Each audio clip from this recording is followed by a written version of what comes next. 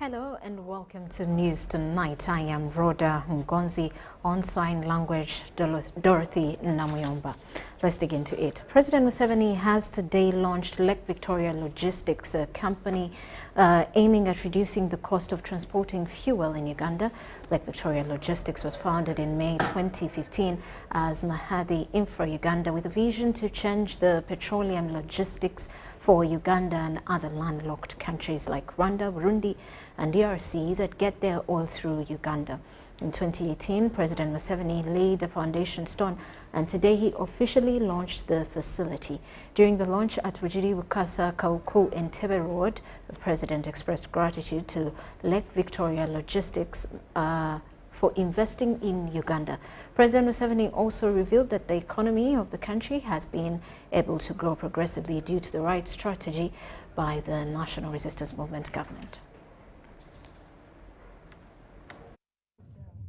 And once you enter the market of Uganda, you are talking about the market of Congo, DRC, you are talking of the market of South Sudan, market of Rwanda, Burundi. So this is really a gold mine for investors.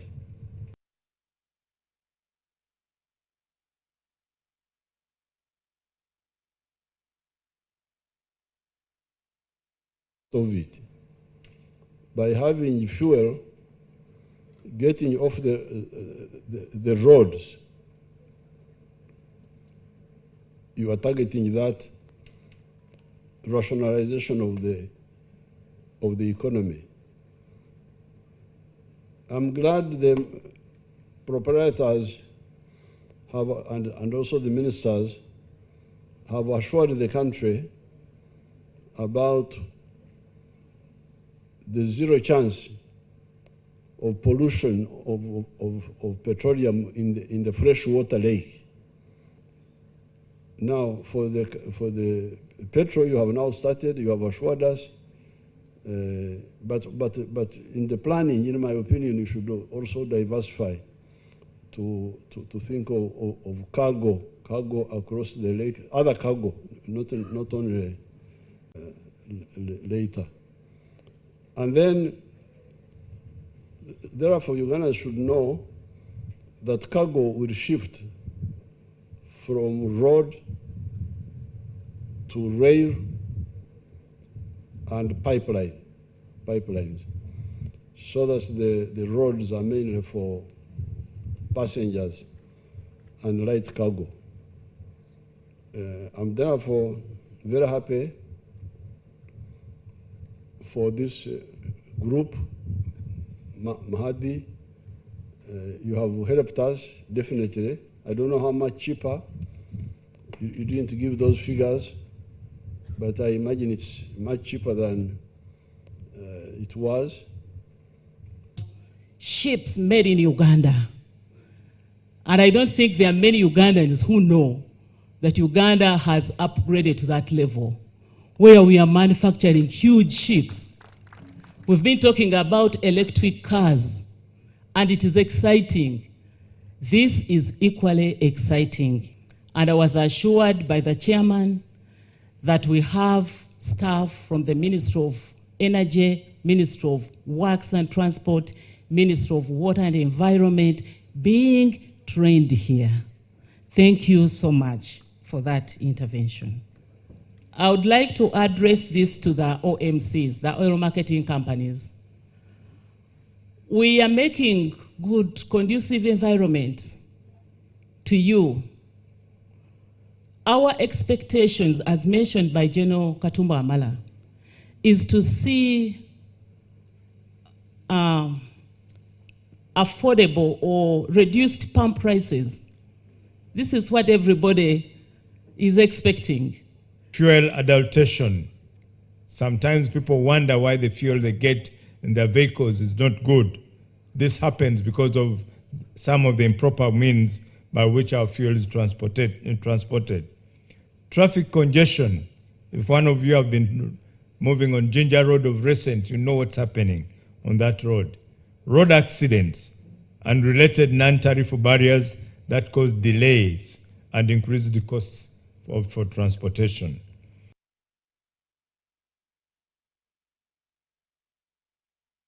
President Museveni has today delivered a lecture of opportunity to 443 police and prisons officers at State House in Entebbe. Officers have been undergoing a senior promotional training course at the Police Senior Command and Staff College, Webaja. Out of the 43 officers, 5 were from the Uganda Prison Services. Delivering his lecture, President Museveni urged the officers to participate in socio-economic transformation of the country by emphasizing prosperity. Business is much more difficult in this fragmented market of Africa than the integrated market of the United States. So that's why our answer for prosperity is economic integration. But you may integrate like Europe has integrated economically. They've got a common market, but they are still independent countries. If you see how many people have been to the moon, how many countries have been to the moon. The Americans have been to the moon. So for strategic security, that's why we talk of political integration. In addition to economic integration, where possible, have political integration. But economic integration is easy. I can be in a common market with the Egyptians. But if you say we form one country, we become one country, there will be some problems. Language, what, culture. We should not inconvenience one another. Because so therefore, for political integration, like forming the East African Federation, you need people who are either similar or compatible, at least. And I think the East Africans are. Moreover, they even have Swahili, which is like a common language. Now, once these people are together, we shall have one army. That's why we talk of the East African Federation. Shall have one army, one police force, and some other shared maybe immigration, citizenship, and so on. The police, because they are the ones to arrest the ones who steal money, especially the CID, should be. I totally agree that they should be involved.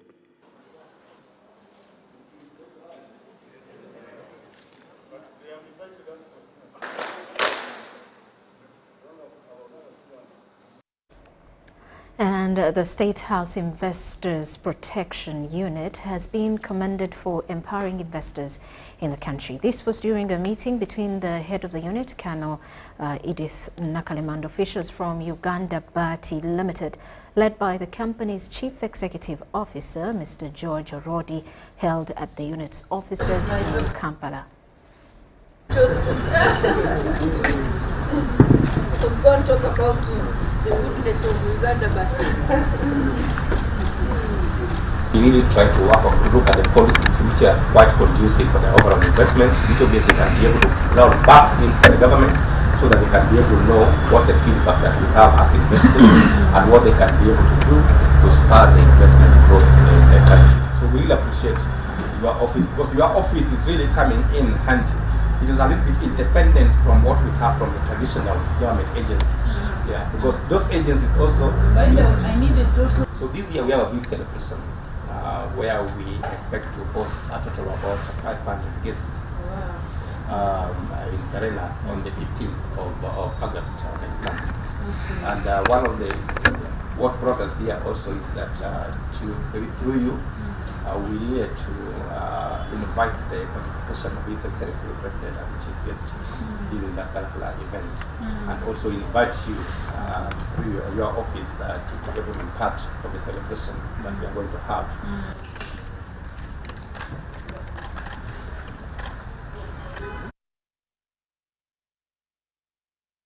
And security was tightened at the National Environment Management Authority offices following the anticipated meeting with a section of Lubiji wetland eviction petitioners. Over 100 petitioners, led by their lawyer, Edias Lukwago, arrived at NEMA at 2 p.m. for a meeting in which they agreed to first meet smaller groups of those affected. Last month, over 130 people in the areas listed for eviction under Lubiji Wetland Restoration petitioned the National Environment Management Authority for consideration. The petitioners included, among others, those who had occupied and acquired land titles in the Gazette wetland areas of Lubiji, Nabweru, and Nansana. We should have individual petitions to be heard, but all in all, we shall continue so that people get their right. People to reserve their land, because people are now suffering. They don't have where to stay. NEMA approved their request and was meant to start engaging petitioners today under their small groups. Those that are likely to be affected by the NEMA evictions were summoned to come and attend a meeting today at 2 p.m. And I am happy that the people have come in large numbers. This afternoon, over 130 petitioners led by their lawyer, Edias Lukwago of Lukwago Advocates, stormed NEMA offices seeking to meet NEMA officials over the petition. We have a letter summoning all the petitioners. It was duly signed by the Executive Director of NEMA for them to come, and they show us the place where we are going to meet. In a brief meeting with the petitioners staged at the entrance of NEMA, Dr. Akankwasa informed Edias Lukwago that the authority had only received 137 petitions. The meeting was held under tight security in front of the NEMA premises. The petitions were received and they had been scheduled to be heard starting from today. However, the list of petitioners is too long. The people are very many, and we don't want to gloss over the issues. Each applicant has a right to be heard. Dr. Akankwasa noted that the authority is still in the process of engaging individual petitioners, given their different appeal cases, before arriving at the final decision. Review if there are those with similar issues, like for example, same village. We can hear them together. Same village. Or same. You have space to accommodate at least a village. Each single applicant has a right to be heard. They can be heard directly or together with their lawyer or together with any other witness they want to bring on board. In the same meeting, the authority and the lawyers of the appellants agreed on coming up with a schedule on basis of appeals and geographical location to handle the petitions. Agreed that to ease the way of hearing, we schedule those with similar issues, they be heard together. And we can use geographical location or people with the same issues. So we shall work with the lawyers of the appellants to come up with a schedule of appellants with similar issues, and then we hear them on their own merit and make a determination.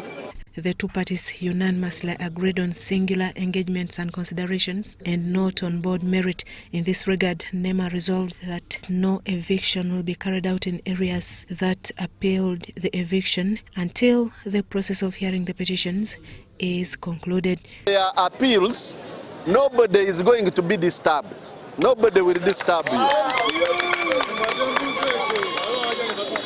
So, njagala kubakakasa nti tewali agenda kubagobaganya. Susan Naung and Andrew Sebira reporting for ABC TV. The movers and seconders of the censure motion against 4 parliamentary commissioners have supported and welcomed members of the public who are planning a peaceful demonstration against corruption in Parliament. While updating the press on the exercise of collecting signatures, these members of Parliament said the demonstration that happened at Parliament last week set a precedent for others. They have also requested police to allow the demonstrators carry out their constitutional right. A section of the youth have announced to hold a peaceful demonstration marching to the Parliament of Uganda on 23rd July 2024 against the corruption. This demonstration follows one that was held on Friday last week and early this week by people who claimed they are residents from Remiyaga, Sechikubo's constituency, but led by Assistant RDC Chisacha Mukama. Now members of Parliament who are pursuing a motion against 4 backbench parliamentary commissioners say this set a precedent for demonstrators who come at Parliament, and the ones against corruption should be given protection. Present to receive the people's petition against corruption. Such a caliber of people. How about those peaceful protesters? But they came in with their bags. They entered Parliament and they marched up to the 5th floor where the Speaker sits. They did a team here last Friday. He one time went naked, showing his buttocks in the public. However nasty they are, he knows.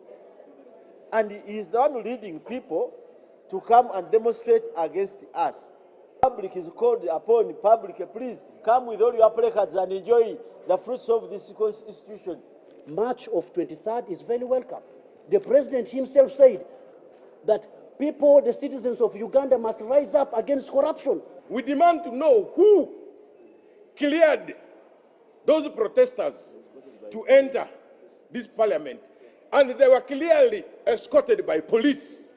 Members of Parliament emphasized that people have a constitutional right to a peaceful demonstration. Constitutional right. It is a constitutional right. They are not breaking any law.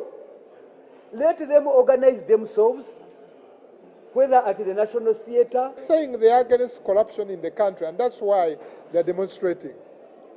I'll find it very sad if somebody interferes with that peaceful demonstration. The Director Communication Parliament, Chris Obore, says these demonstrators from Remiyaga went through right procedures to access parliamentary premises. Has never allowed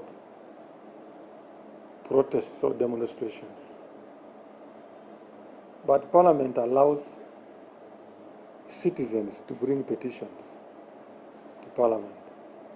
And there are procedures, regulations here that govern the bringing of petitions.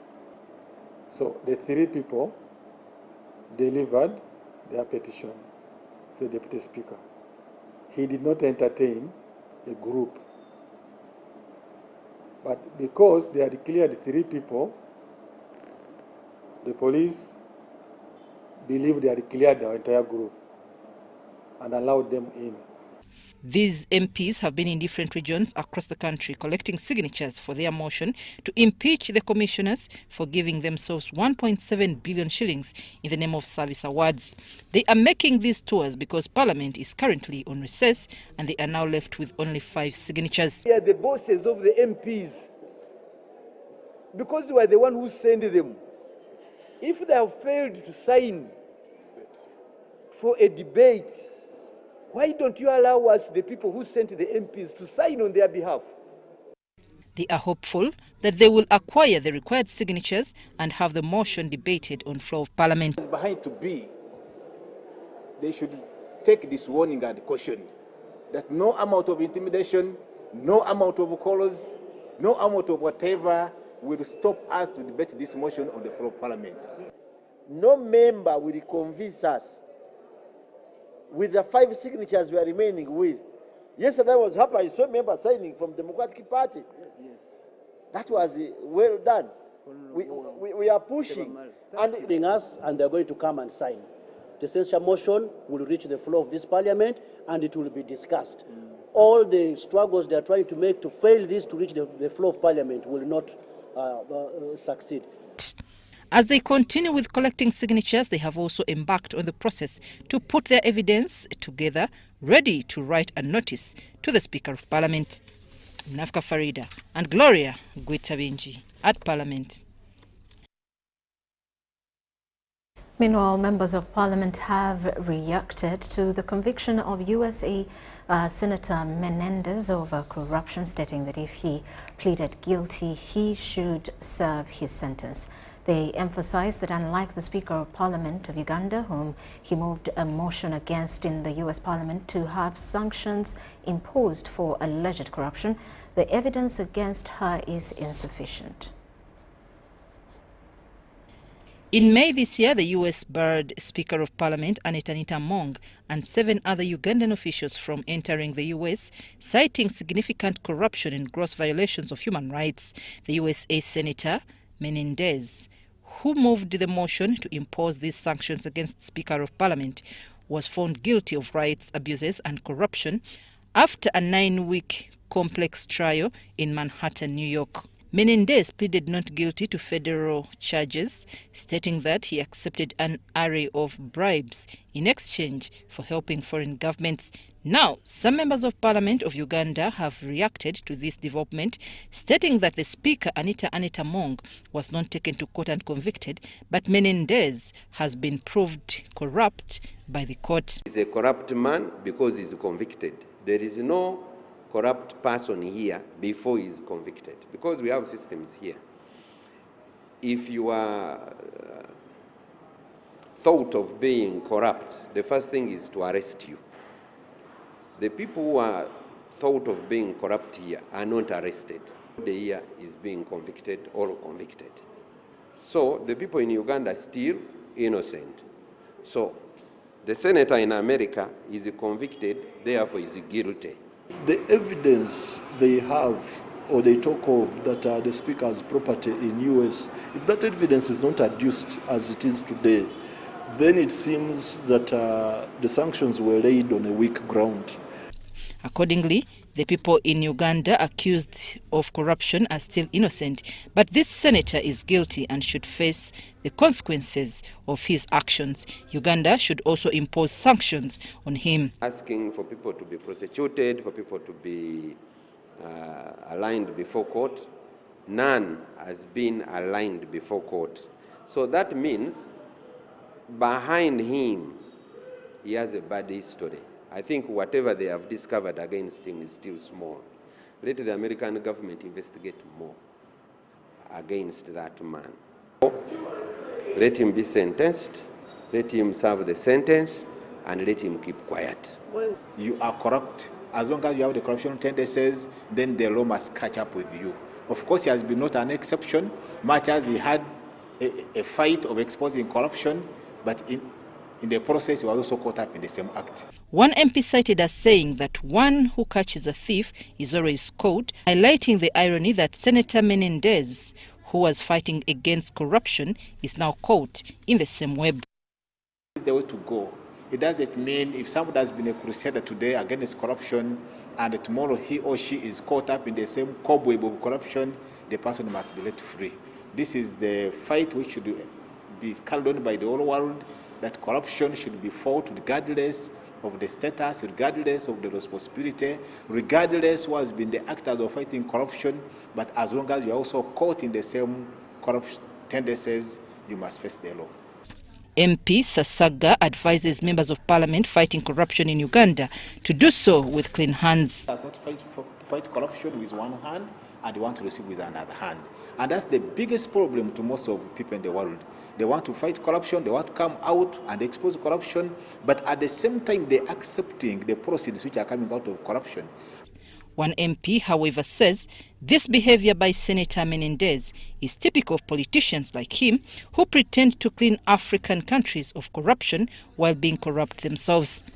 To the extent of getting guilty on 16 counts, the same person desiring other places to be clean. You know, this is the funny thing about politicians, that they behave different during the day, and at night they are completely different people.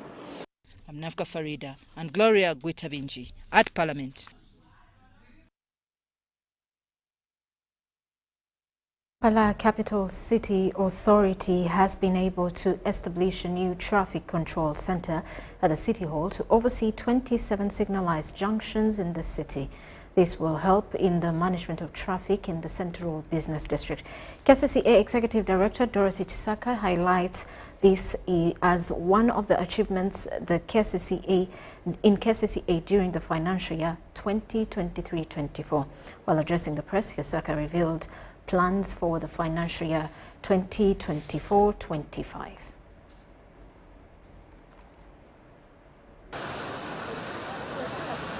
In the financial year 2023-2024, KCCA focused on upgrading the city's roads, markets, drainage systems, and waste management. Over 25 traditional roundabouts are being upgraded with signalized infrastructure and will be controlled by the Traffic Control Center, serving as the base for traffic management in the city. KCCA's Executive Director Dorothy Chisaka says these achievements align with the authority's objectives. Under technology advancement, we have established a landmark achievement which we call the Kampala Traffic Control Center in the center of Kampala here at City Hall. The building is completed and ready for installation of the equipment and to serve as the base for traffic control in the city. We are accordingly signalizing 27 junctions across the city to ease congestion and improve road safety. Chisaka says over 250 garbage skips and the expansion of garbage truck fleets were put in place to ensure proper waste management in the city. We have installed so far at least 400 bins, and we are going to continue until the whole city is covered. We appeal to residents to ensure that they dispose of their garbage decently using these facilities that we are placing near home. Our goal is that every 200 meters there will be a garbage disposal facility as guided by government. KCCA plans to upgrade further the city's infrastructure, waste management, enhance drainage systems, and boost education using 22.7 billion shillings. This is the money allocated to KCCA in the financial year 2024-2025. And to achieve a higher goal of recycling, at least an increase by 5% of garbage, treating and releasing 200 amounts of leachate to the natural environment, and initiating the decommissioning of Chitezi landfill with operationalization of the Dundu sites. 3, agricultural support. We want to provide agricultural extension advisory services to at least 2,000 farmer households, training 400 farmers, and establishing 5 demonstration sites in the city. However, delays in budget disbursement and limited resources hinder the authority's ability to provide quality services at a higher percentage. Okutwala ekibuga kyaffe okufuuka ng'ebibuga ebirala mu nsi gye twandyagadde okubeera ekintu kibadde kya nsimbi. KCCA's comprehensive agenda aligns with the National Resistance Movement Manifesto, aiming to transform Kampala into a smart city with focus on technology, infrastructure, and community-improved quality of life. Justin Nakami, UBC News.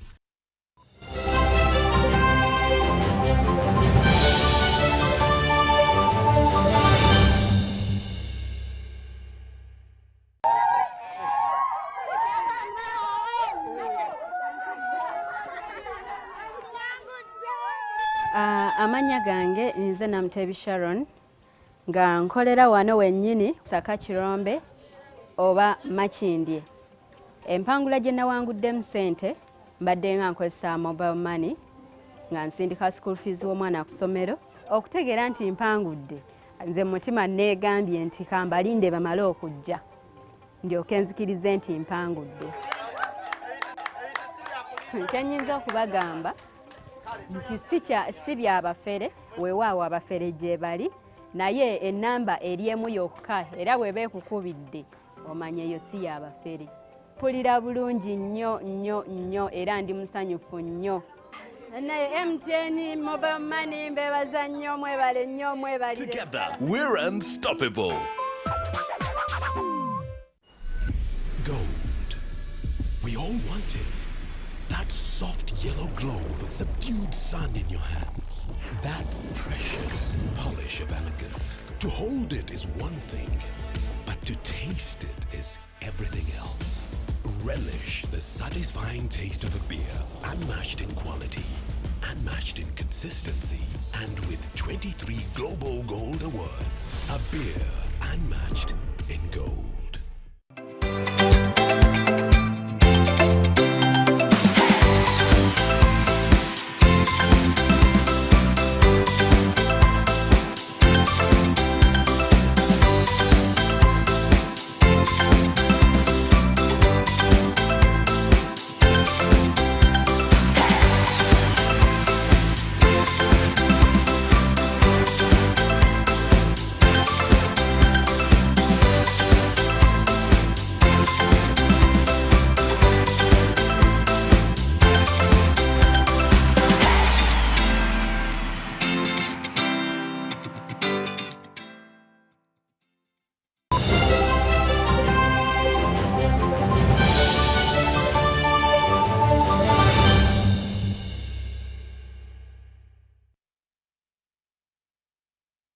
Back, you are also watching News Tonight. Members of the sexual minority group have appealed the Court of Appeal's decision that agreed with Uganda Registration Services Bureau, URSB, not to register their group as a company. The case was filed by 3 applicants against the URSB. Applicants, also members of sexual minority Uganda, in this case include Frank Mugisha, Denise Wamala, and Semfuka Joanita Wari. They filed this case in the Supreme Court against the Uganda Registration Services Bureau.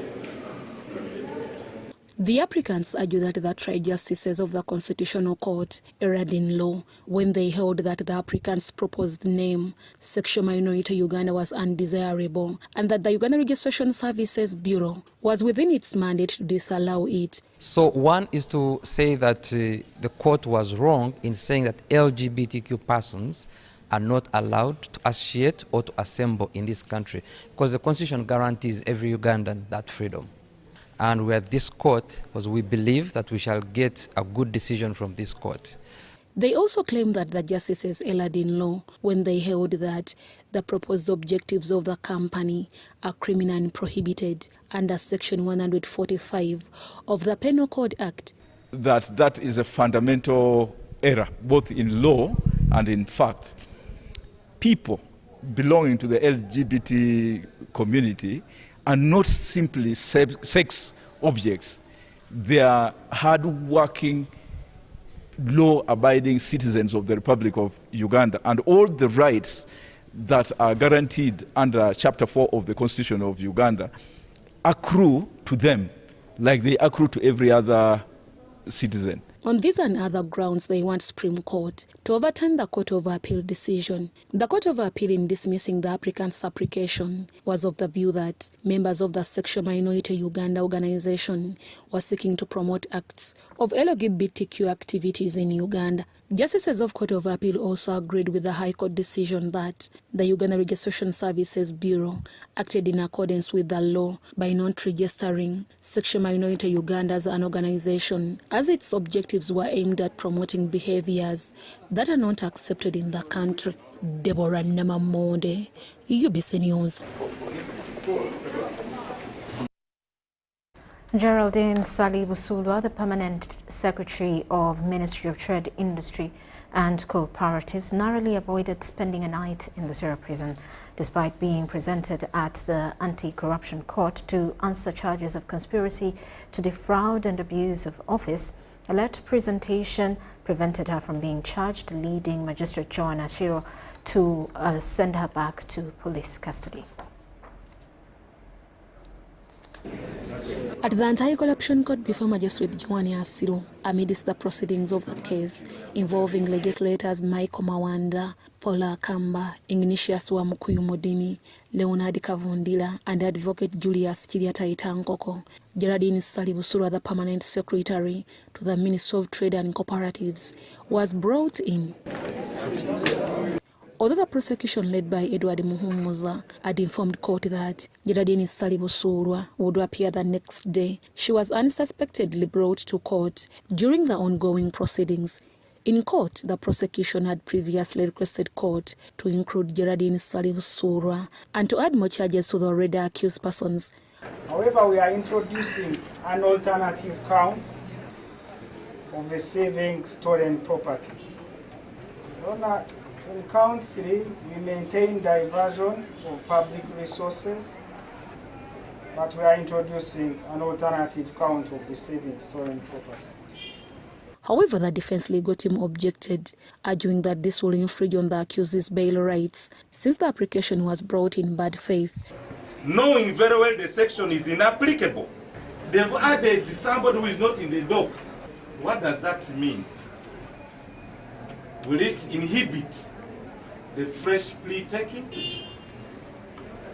In a bid to deny the accused person's right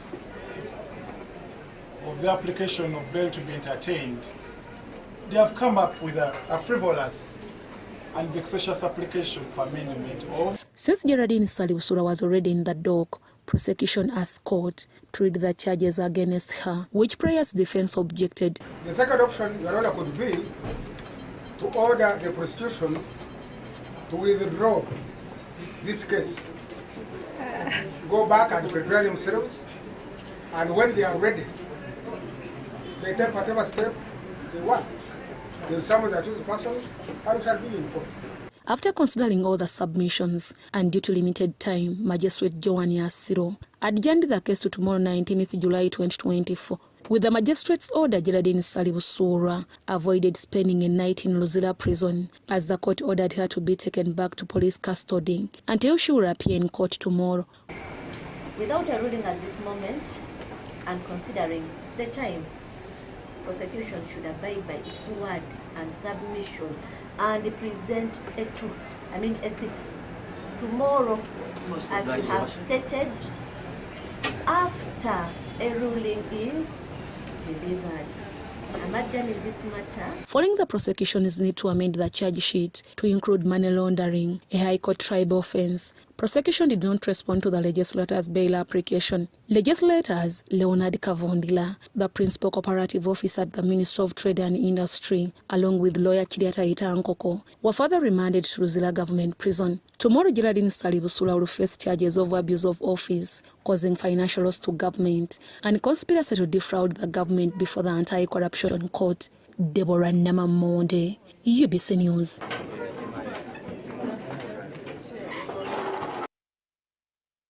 Mental health and psychosocial support are essential for improving the well-being of children and youth. Minister for Youth and Children Affairs, Balamba Rugahara, emphasized the need to develop digital solutions to address mental health issues among the youth. The minister launched an online mental health helpline, one of the innovations developed by the Ministry of Gender, with support from UNICEF to bridge communication gaps related to mental health in children and the youth. The Mental Health and Psychosocial Support System launched is an online-based application designed to connect vulnerable children with critical mental health responses. This initiative aims to assist school-going children and the youth. They are under stress or they need help. These trigger words, the system will automatically pick up the words. If they use a word like suicide, murder, killing, rape, the system will automatically ask them if they would require to speak to a person from Salty. Recent UNICEF statistics indicate that 10 to 15% of children globally face mental health issues. According to stakeholders, this initiative is a significant milestone. And it's free of charge. Even if they don't have credit on the phone, they get the same service. All what they need is any type of phone and access to number 116. So it's accessible to anyone in any part of Uganda.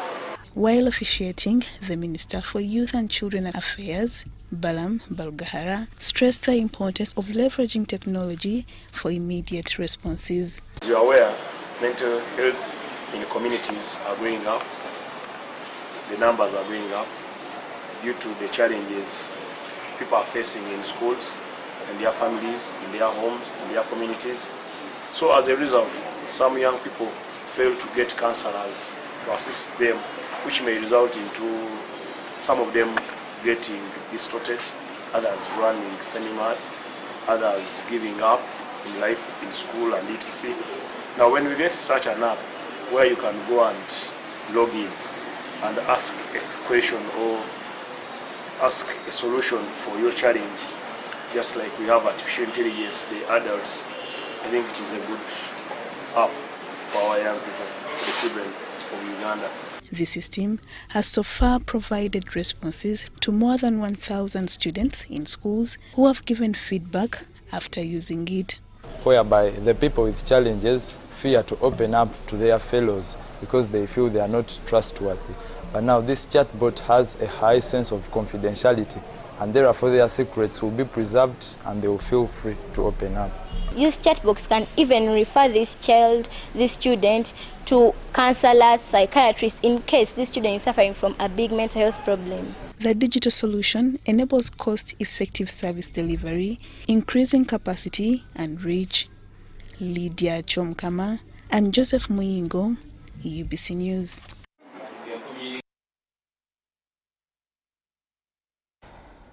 State Minister for Cooperatives Frederick Ngobi has officially commissioned the offices of the Uganda Federation of Maungungo Community Credit Cooperatives Limited in Buwama Mpigi district. This event marked a pivotal moment for UFCC, signaling a new era of growth and development for community-based financial initiatives. During his address, Minister Ngobi emphasized the critical role of cooperatives in fostering economic stability and growth. He highlighted the importance of saving and strategic planning for the future, urging cooperators to be cautious about high interest rates that could undermine their financial progress.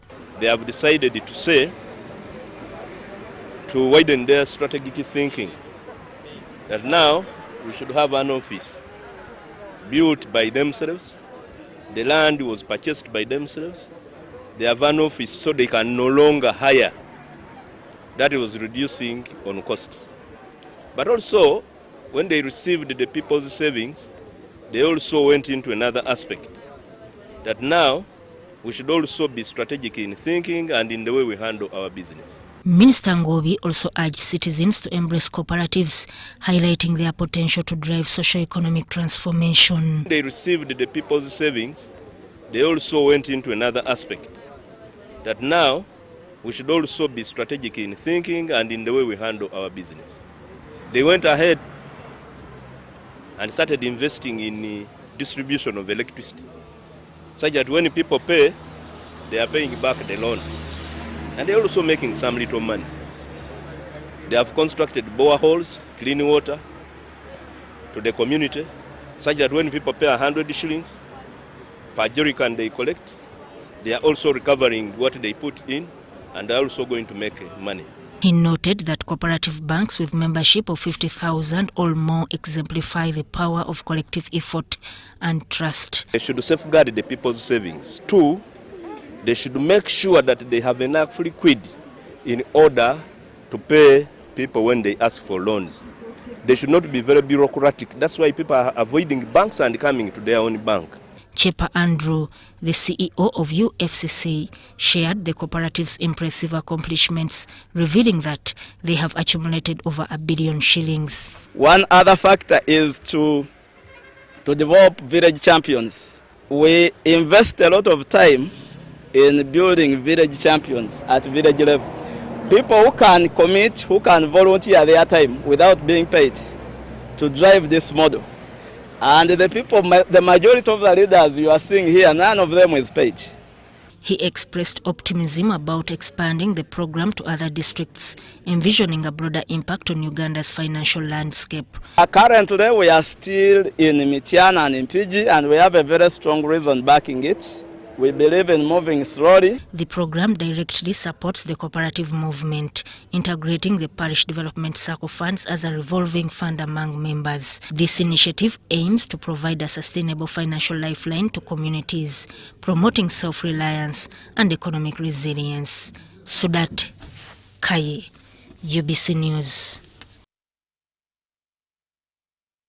Education stakeholders in Uganda are proposing an amendment in the law in the new education policy being developed to allow learners access phones in schools but under supervision.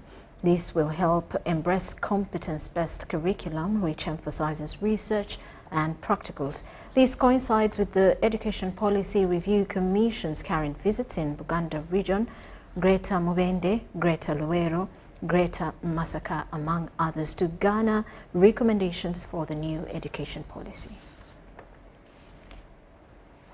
What are those things that we need to handle to ensure quality education, training and sports for all? Nestled in the heart of Mubende town lies National Teachers College. During the ongoing education policy consultations, some learners and education stakeholders continue to advocate embracing of mobile phones in schools to enhance research-oriented curriculum. If I come on the school with my phone, we have a free Wi-Fi, we have access to the internet. I can use my phone in class for research. Since this new curriculum engages ICT using computer laboratories, at least the government can help us and take a proposal to responsible people, at least for one group to have one phone. Dr. Curious to the agenda, the Education Policy Commissioner acknowledges the necessity of updating Uganda's education policy to meet the technological and scientific demands of the information era. We are looking at the whole system from pre-primary through up to university. Are we satisfied with the kind of curriculum or programs that we go through? If not, what is the issue there and what do you recommend? So education is very, very fundamental. It is so fundamental that the country wants us to know from you here what you want our education to be moving forward. Educations continue to complain of work overload due to imbalanced learner-to-teacher ratios. Currently, each government primary school is provided with 8 teachers, a number 2 inadequate. Advise that we recruit more teachers, and 2, with the change of curriculum of competency based, the ratio of teacher pupil ratio should also reduce, and if it is not dealt with, then it is going to cripple our education system. Mubende Deputy RDC Birungi Abubeka suggests scrapping of affirmative action and prioritizing boys, insisting the gender gap has significantly narrowed. When you go in the garages around the towns, you look at hawkers, these people who hawk products, many boys are there and some girls are being comfortable. So it is high time that boys should also be considered and given priority, because all these girls that we are producing also need good husbands and future husbands.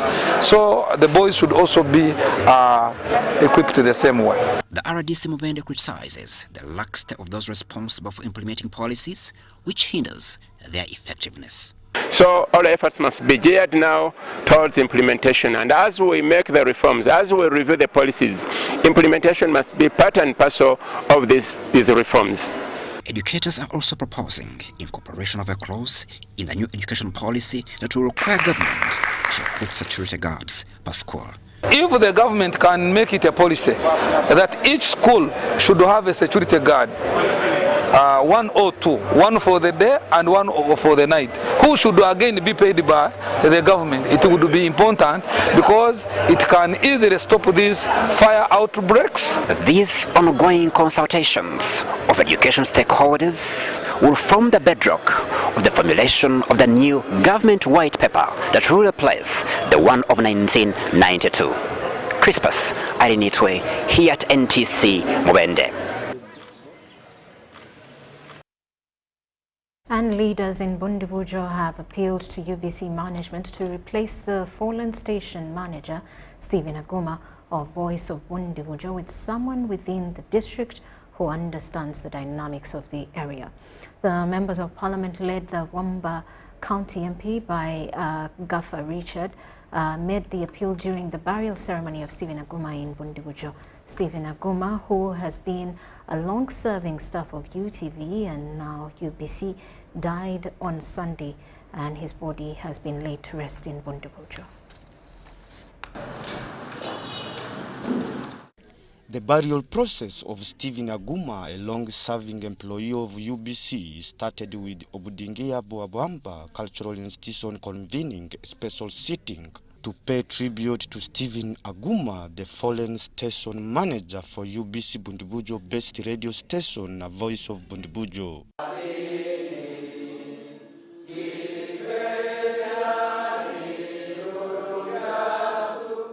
The cultural members commended Mr. Aguma for his role in radio broadcast and nurturing journalism in Bundibujo. Aguma Stephen, whenever you'd find him at a radio station, would just welcome you with a smile.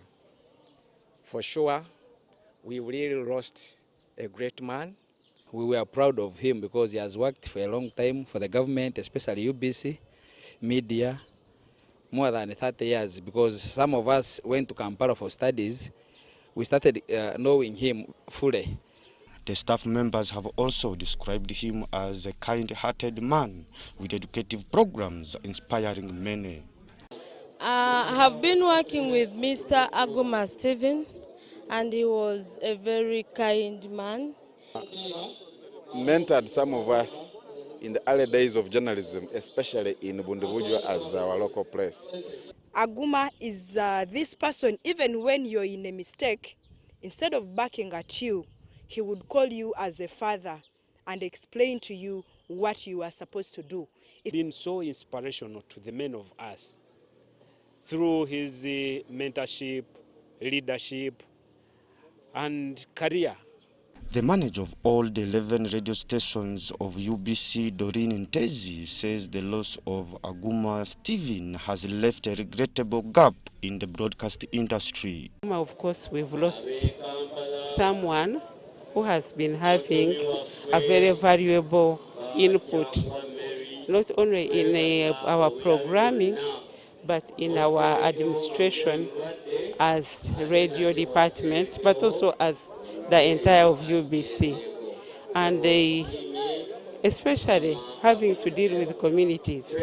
The members of parliament, led by Boamba County MP Gaffer Richard, appealed to UBC management to replace the fallen staff with someone within the district who understands the dynamics of the area. You have the authority to appoint a replacement for Mr. Aguma Stephen as manager of Bundibujo, Voice of Bundibujo, from anywhere, any part of this country.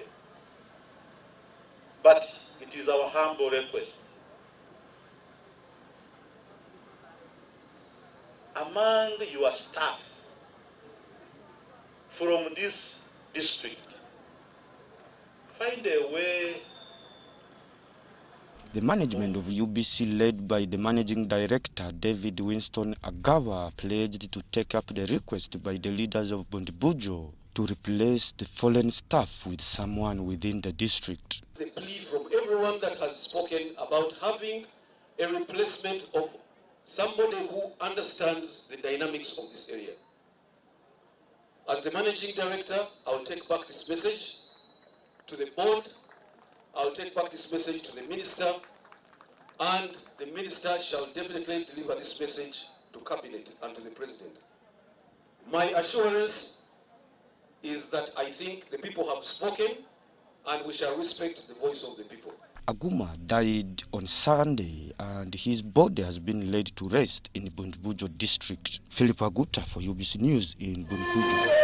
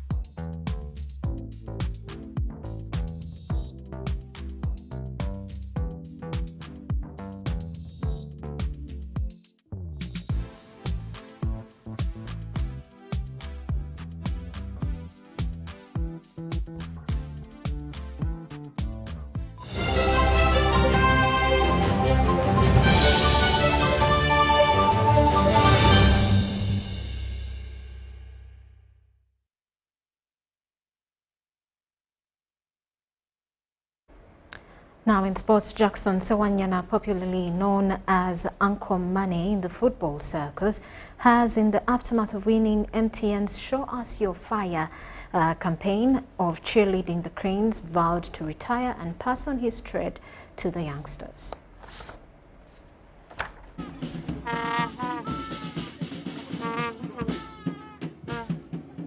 Following his recent anointing as the Uganda Cranes main cheerleader, Jackson Sewanyana, popularly known as Uncle Money, has declared intentions to retire from a duty he has served more than 40 years.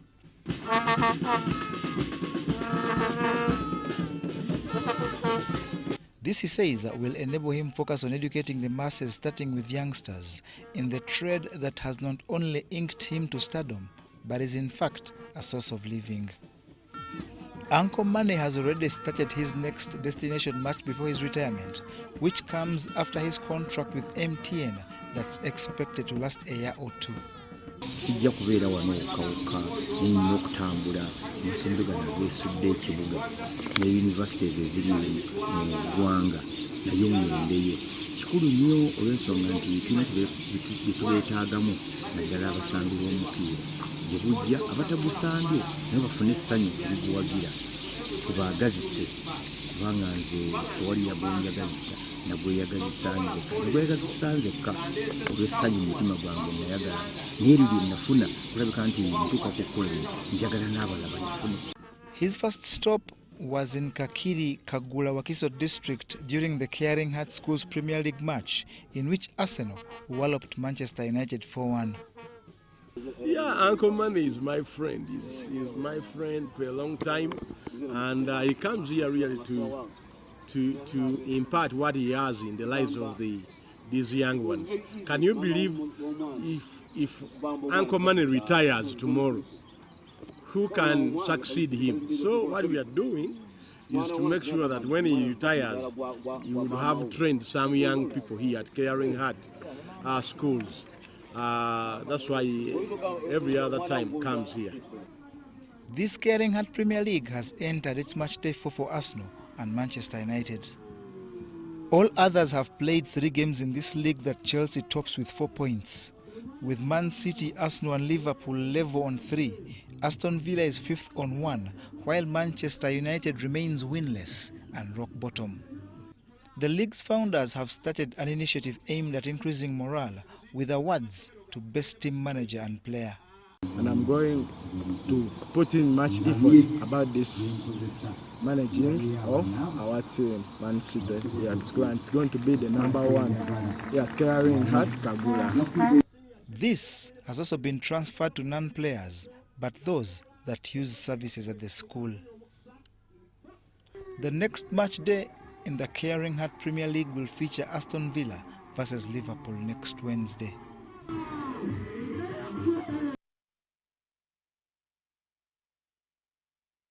Does it for News Tonight. Thank you for sticking with us throughout the hour. Dorothy Namuyomba on sign language. I am Rhoda Ngonzi. Have yourselves a lovely night.